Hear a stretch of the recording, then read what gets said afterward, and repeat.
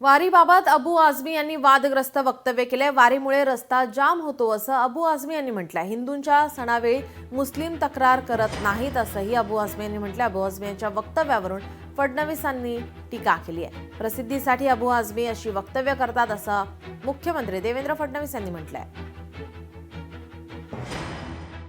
आज तक कभी किसी मुसलमान ने ये शिकायत नहीं किया कि सड़क पर त्योहार क्यों मनाया जाता है, लेकिन आज अगर मस्जिद भर जाती है तो लोग मजबूरन कुछ मस्जिदों में, हर मस्जिद में भी नहीं, बाहर 5-10 मिनट के लिए नमाज पढ़ने आते हैं। लेकिन उसके लिए यूपी के चीफ मिनिस्टर सीएम कहते हैं कि अगर आप जो है बाहर नमाज पढ़ोगे तो आपका पासपोर्ट कैंसिल कर दिया जाएगा और आपका ड्राइविंग लाइसेंस भी कैंसिल कर दिया जाएगा। मैं आ रहा था अगर पूना से, तो मुझे लोगों ने कहा कि पालकी जाने वाली है, जल्दी जाएंगे नहीं तो फिर रास्ता जाम हो जाएगा।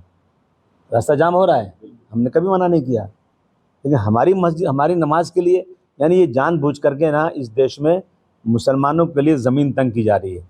अबू आझमी यांना वादग्रस्त विधान करण्याचा शौक आहे, कारण त्यांना असं वाटतं की वादग्रस्त विधान केलं की प्रसिद्धी जास्त मिळते, त्यामुळे मी त्यांना प्रसिद्धीच्या लायक समजत नाही, म्हणून असल्या फालतू गोष्टीला मी उत्तर देणार नाही। दरम्यान अबू आझमींच्या वक्तव्यावर आचार्य तुषार भोसले यांनी संतप्त प्रतिक्रिया दिली। आपण पाहूयात। जगभरात महाराष्ट्राचं सांस्कृतिक वैभव असलेली आपली वारी आपल्या सगळ्यांसाठी गौरवाची बाब आहे।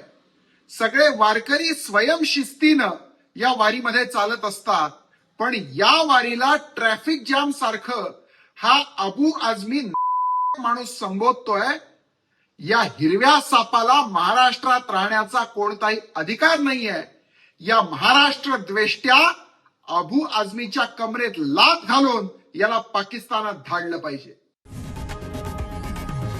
लोकशाही मराठी ऐका, पहा, जागरूक रहा।